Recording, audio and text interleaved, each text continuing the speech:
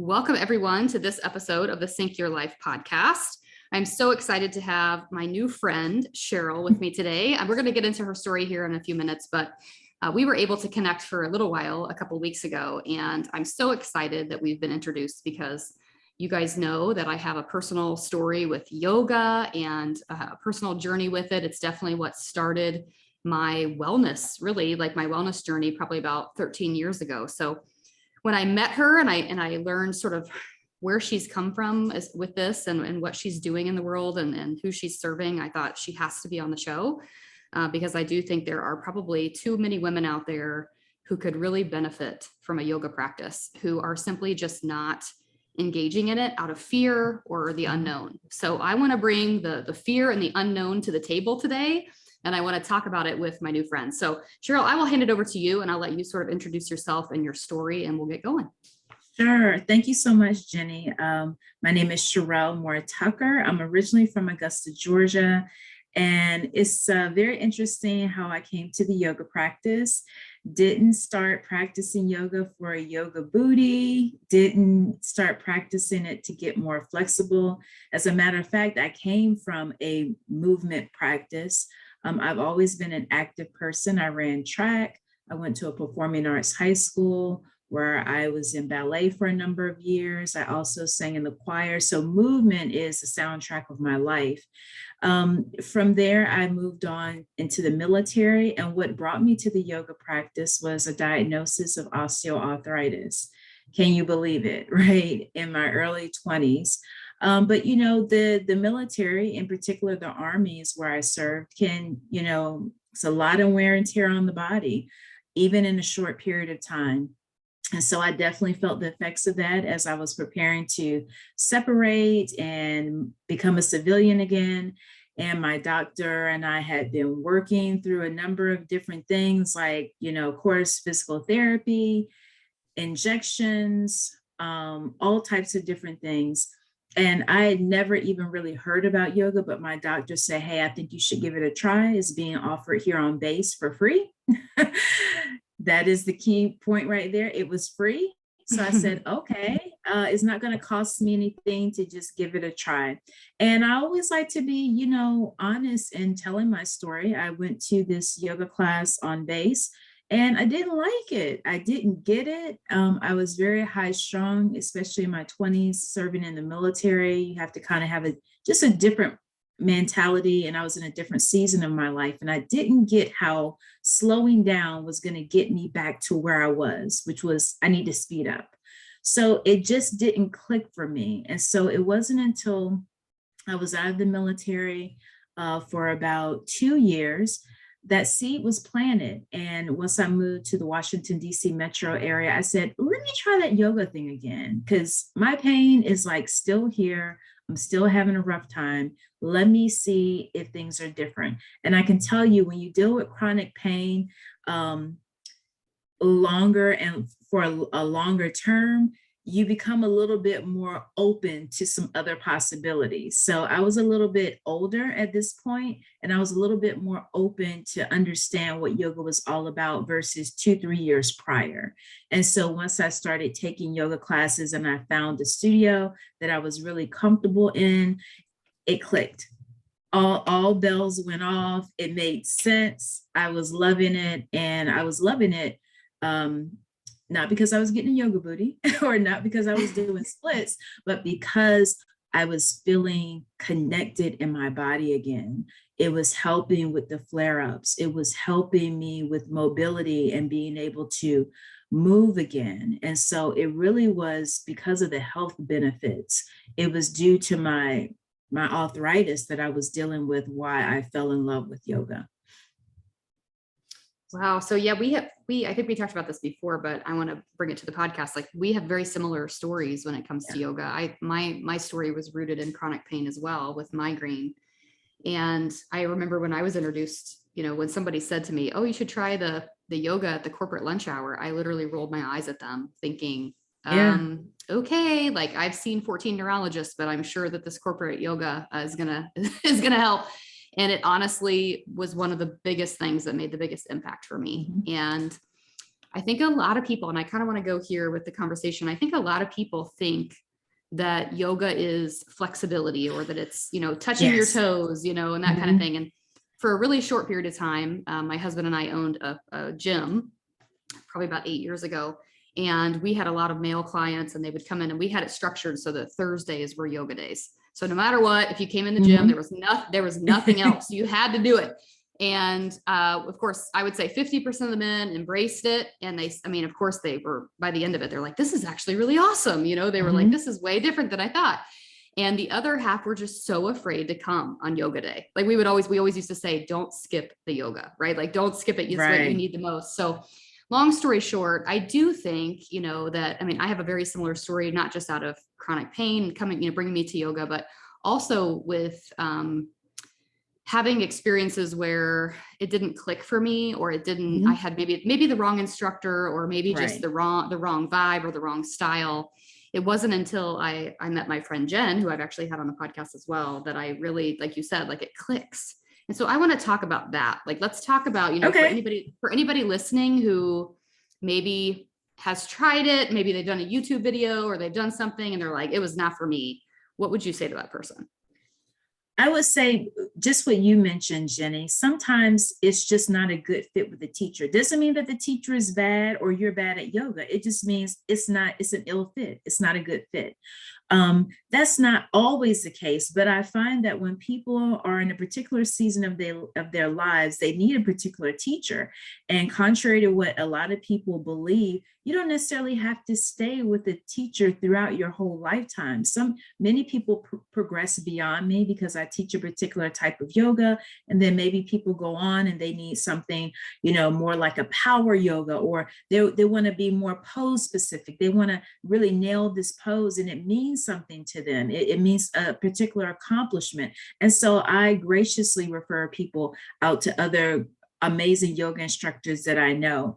And that is the beauty of yoga. It really is a community. And so I would really recommend that people, one, determine, okay, maybe I need to try a different yoga teacher. Two, maybe I need to try a different type of yoga class, right? All Mm-hmm. yoga classes are not created equally. And so you need to determine what your goals are, what you're seeking in this particular season of your life, and determine, what do I need? Do I need more restorative yoga? Do I need more breath work? Do I need something that is really going to help me with my mental health? Or am I looking to get physically strong? Am I looking to work my endurance? Am I looking to get more flexible? Those are the real questions that people need to ask in order to find a good fit and possibly have a great yoga experience. Yeah, I think for anyone who thinks that yoga is just flexibility or arms or, gentle, yes, it can be that gentle movement and that restorative movement that you need, but it can also be a really rigorous practice. It And I know absolutely can. it's what brought me, honestly, when I found sort of the right instructor in the right field and the right fit. I think the reason it clicked for me is because by nature, I like a challenge. I like a physical Mhm. challenge. And so I had done things before, like I had done some YouTube videos and stuff. And I just remember thinking, like, we're just supposed to lie here and like breathe and think. Like it was so weird. Like it felt so odd. Right. But then when I was in that space with the right person at the right time, and it was the right moment for me, it was so hard that that's what brought me back. You know what I mean? Like that's my Mhm. personality. So it does meet people where, where you are. And I can remember my instructor just being very good about, like, everybody in the room is in a different place. They're in a different place emotionally. They're in a different place professionally, like relationally with the people they love. And there's different stressors that are brought into that Mhm. room. Right. But there's nothing that feels better. I do all kinds of workouts, right? I do strength training, cardio, you name it. I've done it. There's nothing like a restorative, in some manner, a restorative yoga workout, even if it's just 20 minutes or 30 minutes, because it's like Yes. it touches a deeper place. It touches a Mhm. deeper place. And so, that's what I want to talk about too, is just this idea that, what I've seen this in person. So I've seen this when we had our gym, and I've experienced it myself, that yoga can really bring about this emotional release. I've seen this Yes. happen quite a bit, actually. A lot of women, especially, that would come into the gym, and by the time we got to the end of that rigorous practice after 60 minutes and they're lying in Shavasana, the tears start to flow, and they just feel like they've made this almost spiritual connection, whether it is or isn't, right? Like emotional connection at the very least. I want you to talk about that.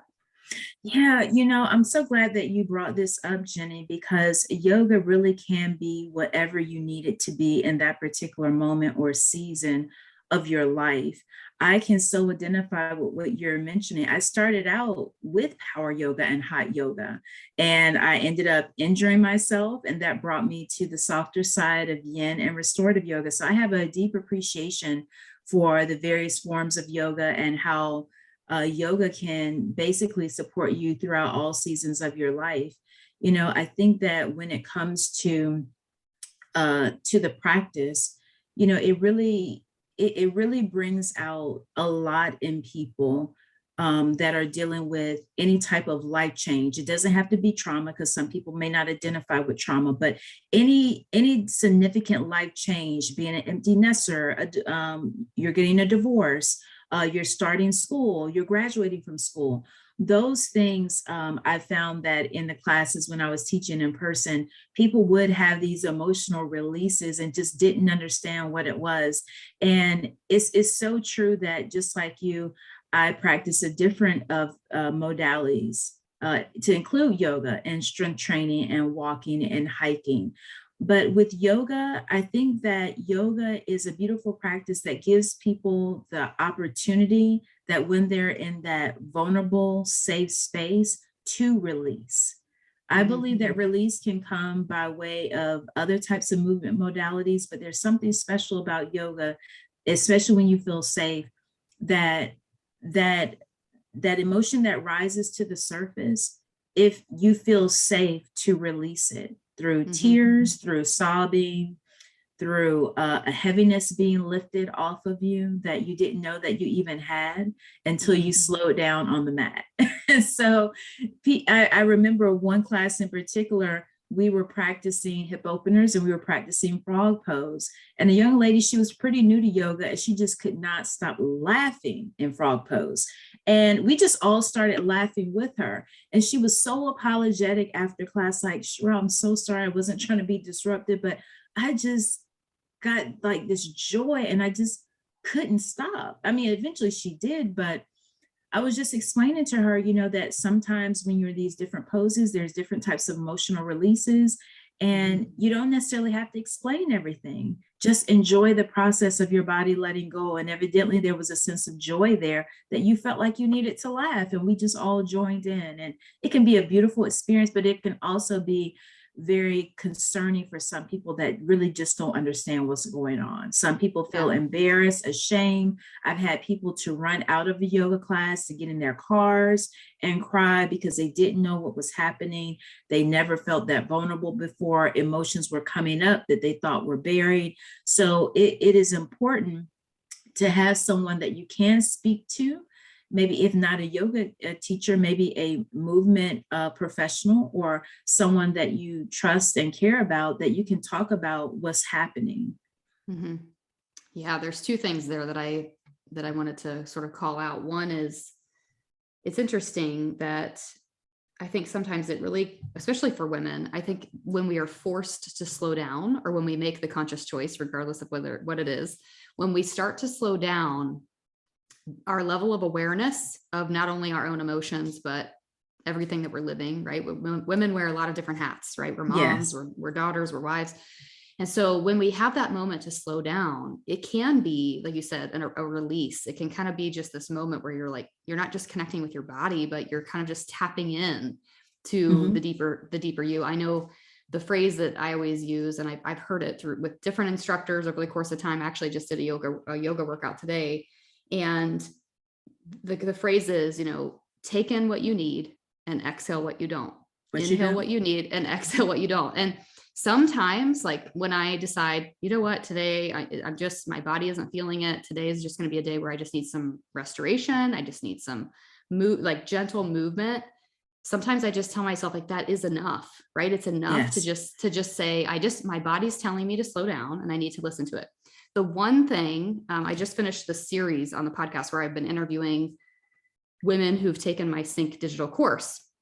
And one of the resounding sort of testimonials that's been coming from these interviews is I have dozens of women who are telling me that by taking the course and learning cycle syncing and learning this sort of awareness of their body, they're starting to feel like they can listen to their, like almost like they have permission to now listen to their body. I've had so many women like thank me and say, thank you for giving me the permission to rest, or thank you for giving me the permission to listen to my body, which tells me, it sends up a sort of a red flag, because it tells me, well, we obviously weren't listening to our body before, right? Like I think as women, we are quick to push through. We're quick to follow we're quick to follow a calendar.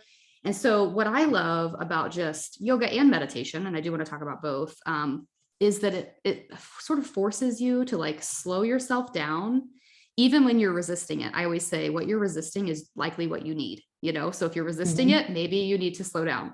But I teach in the course, and this is kind of, I'm coming back full circle. I teach that when the bleed begins for cycling women, it tends to be, obviously it's a low hormone time of the month. So usually it's when women are kind of feeling a little bit more anxious. They're feeling a little bit more down or tired or fatigued. And I tell them, you know what, we're going to take those first 2 days of the month and we're going to rest. We're going to do some gentle yoga, or even just no movement, and just simply enjoy, like take a small walk with your kids, like do something relaxing. I think especially coming out of the pandemic and where we are now, like obviously our society is in a place where we are just go, go, go. We are stressed to the hilt. And so slowing down itself, I think, is just so needed.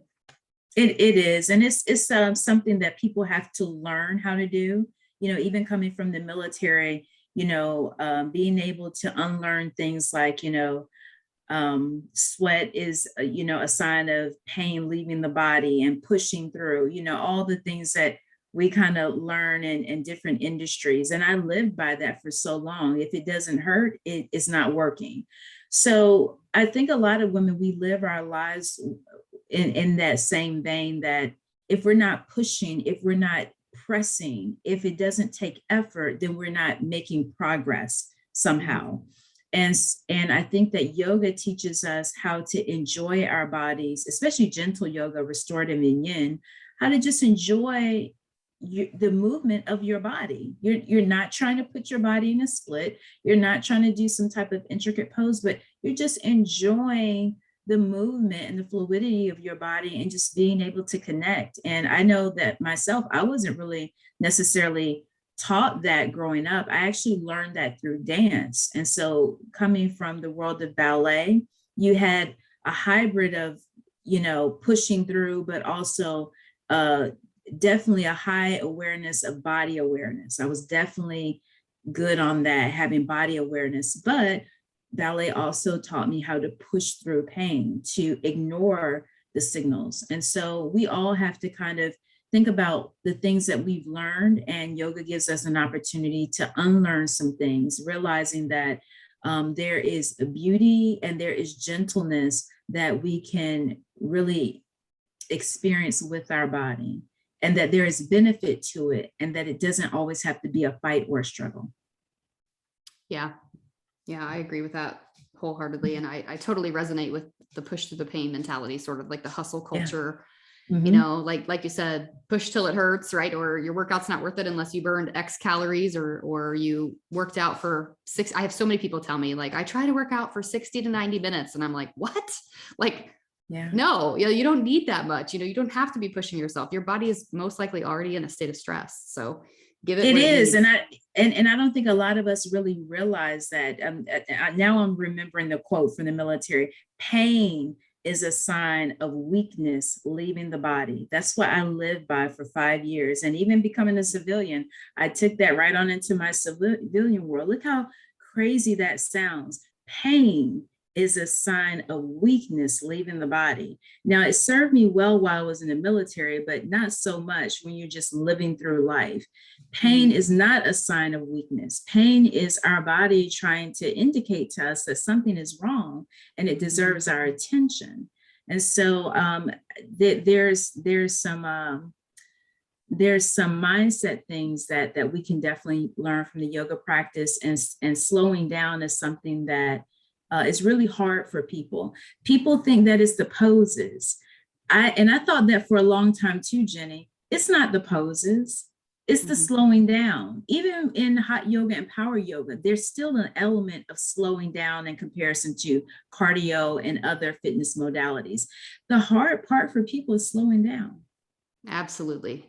And I Yeah. say that about my own self too. So I know that, so mindset, let's talk about mindset and meditation. Yes. This is something that, I have, I guess you could say, made a priority, especially in the last couple of years, just most likely coming rooted in the pandemic and being sort of trapped at home with, I love my children, but also I feel trapped with my children at times. So meditation has been a great way for me to just kind of start my day, even if it's just 2 to 5 minutes, just to make sure my mind is set right or that I'm calm when I sort of transition into mom mode. What types of, tell us sort of your beliefs on meditation, what it's done for you and how you incorporate it into your day. So I was introduced to meditation by way of yoga. I believe yoga is a moving meditation, but if you want to talk about more passive forms of meditation, most people are familiar with, just a seated meditation, either alone or in a group setting, which can be great as well.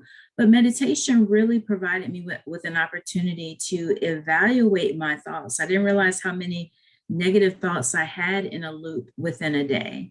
And so it brings a certain awareness as to what you're really telling yourself throughout the day. And then it also gave me an opportunity to really begin to imagine. I love visualizations as part of my meditation practice. And so it took me back to my childhood to begin to reactivate my imagination. I love listening to guided meditations where it's full of imagery. And that puts me in a space of rest and calm.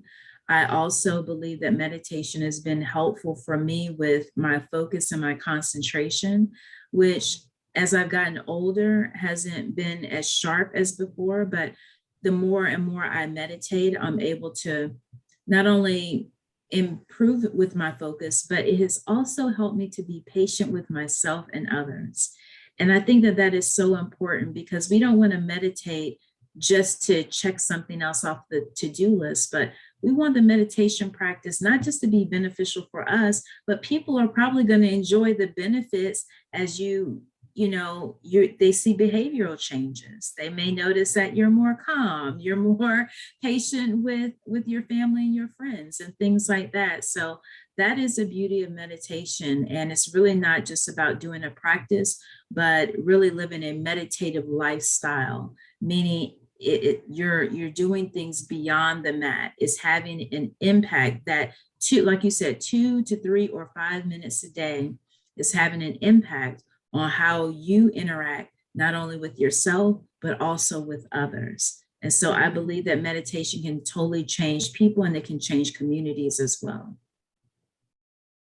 One thing that I have, I know that when we were working with clients in person in our training studio, one of the things that came up a lot more often than I would have ever predicted was a lot of people would have hesitancies around meditation and yoga for that matter, because of their own spirituality. And Yes. they would sometimes feel like engaging in meditation or even a yoga practice would go against their spirituality. Is that something that you've experienced too, or you've seen that as well?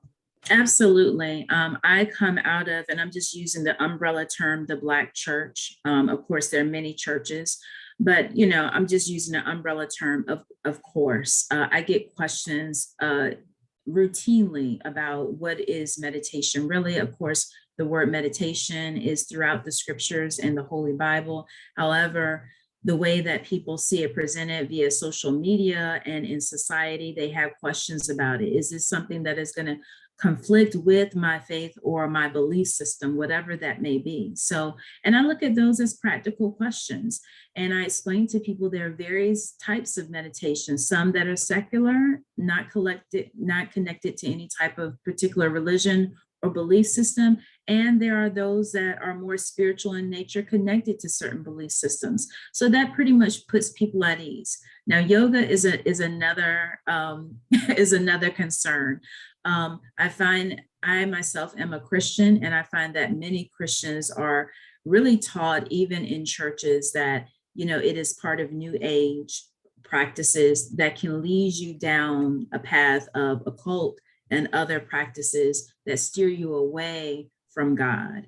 And so, in the beginning, I would have these long drawn out conversations, and they would turn into arguments. And now I've come to a point in my journey that if people are open to wanting to hear about what my experience has been and how it has been a part of my life without conflicting with my belief system, I'm willing to share that. However, to sit and argue, to make these theological points without having a frame of reference, meaning that you don't have any type of holistic practices as part of your life, it would be hard for you to even understand what I'm saying. So I don't waste my time with those conversations. Yeah, I would agree. And I also think too, like, I know from my own, and this is just obviously my opinion, but it's also my podcast. So here we go. But for me, like, I'm also deeply rooted in Christianity. And I think that one thing that meditation has done for me, I mean, I definitely still have my spiritual time. I have my devotional time. I have actually committed this year to reading the Bible cover to cover, which I've only done once before. So I have my sort of scripture time, right? And that's sort of what I call my time with Jesus. And I also have time that I have, at least for me, I feel like I have to, I don't know what the word is, almost like introspect. Like I have to like come into myself. I have to really like have almost these self-awareness moments or these personal growth moments with myself, whether it's through journaling or through, like I said, like a 2-minute meditation or 3-minute, something really that's just allows me to sort of ground myself and say, what am I picking up? Like you said, I think you called it mental loops. Like, what are the loops that are sort of recurring in my brain, right? What do I keep circling back to that once again, isn't serving me? And how can I move through that? And I think that for anyone that's going to say, that, well, I'm not going to do that. I'm not going to engage in that meditation or yoga because of my spirituality. I would push back a little bit and say, personal growth is up to you, right? Like, I mean, yes, like Jesus holds our future, right? Christianity is, like I said, but very much a part of who I am, but also like it's up to us too, to really direct us in the right direction and to be aware of our relationships and to be aware of our stress and to be aware of how we carry ourselves in the world and how we interact with people. So I do both, I guess is what I'm getting at. I have spiritual time, but I also have meditative time, because for me, that's me being able to slow down. It's me being able to sort of come into my own brain and say, okay, what switches need to shut off and what do I need to do to sort of calm myself down? So I just wanted to address that, because I actually came across that quite a bit when we were with our studio. So, and Jenny, I wanted to also add that when it comes to spiritual practice, like you said, you have your time and then you also tend to yourself. I believe that is really much in line with the Bible, being able to maintain good stewardship over what God has given you, a mind, body, and a spirit. And just because a particular practice is not explicitly laid out in the scriptures, the way that God has designed us, I believe, really helps us to lean into these practices that we do, whether you want to believe it or not. When it comes to meditation, worry is a negative or reverse form of meditation. So whether you identify it or not, you're meditating throughout your day, whether you're getting fixated on a movie, whether listening to music is taking you into your subconscious state and is bringing relaxation to your mind and your body, you are doing a form of meditation throughout the day. And believe it or not, you may say, well, I'm not doing yoga, but I can tell you, I've practiced a number of modern dance, ballet, running track, and there are only a number of ways you can move your body. And I can tell you, before I started practicing yoga, I did many of the yoga stretches in ballet, running track, modern dance. So there you go. You've touched on the elements of yoga at some point in your life, but maybe it's not combined into a particular practice. But just because you're not practicing doesn't mean that yoga doesn't have those benefits, just because maybe you're parsing them out throughout your life. And I think that's the part that people don't really see. And that's a mic drop. So I don't know how to follow. I don't know how to follow that up. I think that's super powerful. And I think, it kind of comes back to this, what we said before, like what you're what you're, the story that you're telling yourself or what you're resisting is likely maybe something that you should embrace. There's a book out there now, and I wish I had the name of it. I think it's called Think Again by Adam Grant. It's a newer book. I just finished reading it with my little mastermind group that I'm part of. I will actually link it in the show notes for people to read. I think everyone should read this book. But it's called Think Again, and it's based on like clinical research as well. Adam Grant's written lots of popular books in the personal growth field, but it's all about like how we can sort of, instead of just sort of having these sort of set beliefs and set ways, how we can just say, you know what, like I do want to hear the other side, or I do want to just embrace this for a moment and try, right? Like, how can I think again, like quote unquote, think again?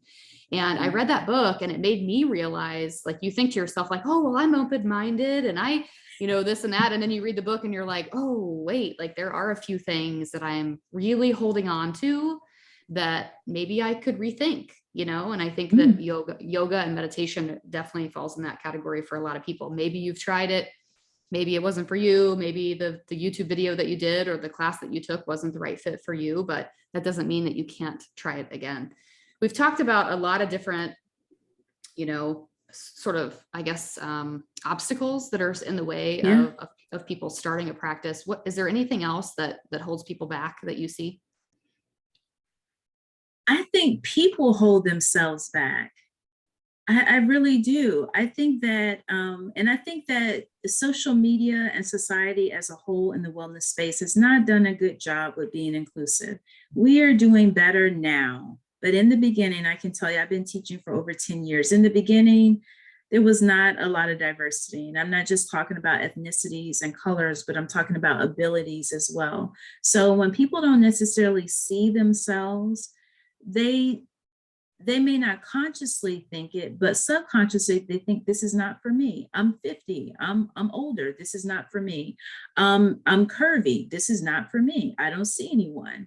I have a disability. I don't see myself. This is not for me. So I think that the wellness industry is trying to do better, which I'm glad to see. There's more adaptive yoga and different types of yoga for all different types of people to make it more inclusive. But when that is established and you see yourself, I think that people count themselves out way too quickly. They take one or two classes and they focus in on one thing. I didn't get this pose, or my body didn't look like everyone else's, and I'm counting myself out, which the bright side of the pandemic is now you don't necessarily have to force yourself to go to a yoga studio.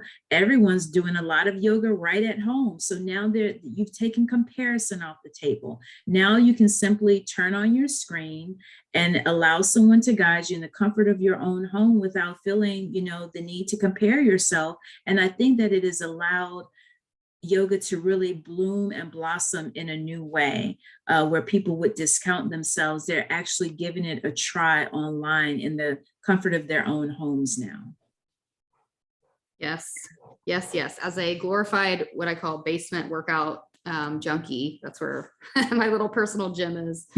I think we, I know we've touched on this before when we chatted. Like, I think that the yoga studio of 2019 was maybe a bit daunting to someone who was thinking about trying yoga, but we've come so far in on-demand workouts and, having so many options for people to try at home. And the nice thing about trying at home is you can be in your pajamas, you can be in your bedroom with no one around. And it is the time to try. I mean, it's never been more available. That's for sure. It absolutely is. I remember one person in particular telling me, Sherrell, I still want to come to your class, but I got to lose weight and I don't have any workout clothes. I got to get outfits. It was like all this external stuff that was preventing them from coming to a class because they didn't feel like they would fit in. And it was all aesthetics. Who said you had to lose weight? Who said that you had to have particular yoga outfit to come to a class? And so the pandemic also led me to really begin to upload content on my YouTube channel. And now I'm being able to reach a whole new demographic of people, letting people know that are like me, I'm over, 45, that you can still practice yoga in a gentle way and you can still be a yogi, and you don't have to do it in the studio and you don't have to do it for an hour. You can, and I think we spoke about this a few weeks ago, you can use whatever time you have, 10 minutes, 20 minutes, and your 10 or 20 minutes is just as good. It's not a bad thing to practice yoga for 10, 15, 20 minutes, because the way that society and the world is moving towards, longer classes are not something that's sustainable for a lot of people. Yeah, I agree. And I think we would be remiss if we didn't touch on, the person listening who maybe is dealing with some sort of chronic pain or maybe not even chronic pain, but just some sort of condition, whether it's osteoarthritis, migraines. I was thinking even about my mom who injured her knee in November, and she's still struggling. Here we are 6-7 months later, and she's still struggling with physical therapy and trying to get the knee healed. And, in my mind, this is just sort of a private personal story. I've been thinking, well, how can I help her? Right? Like, how can I help? How can I help? So we've tried like magnesium cream, and I've referred her to a chiropractor, and I've given her the name of a new physical therapist and all that. And I was just talking to my personal yoga instructor and my really good friend through text the other night. And she was like, well, I can help. And I was like, duh, like, why have I not, you know what I mean? Like, and so, but I think she thinks she's in her 70s and she's like, I can't do what you do. And she immediately thinks that she's going to be doing like crow pose or something or something crazy. And I'm like, no, mom, like there are different types, there's different levels, there's so much to be doing that you could be taking advantage of. So whether the person listening is dealing with an injury or they're dealing with chronic pain, how would you suggest they start if they've never embraced yoga before? Yeah, if you are someone that is dealing with chronic pain, I think that you should really put that at the top of your list. Don't look at just a general all levels yoga class. You want to look for someone that has this expertise or some type of specialty in chronic pain, arthritis, or something along those lines, so that you get a more tailored type of class. I think that is so important, because there are lots of yoga teachers out there that really tailor their classes towards injury prevention and injury recovery, and can also share various techniques and stretches to really help you get back on your feet again in a gentle and a safe way. That's what's most important. Many people that deal with chronic pain, they are so afraid that they are going to re-injure themselves in yoga because they see all the fancy yoga poses.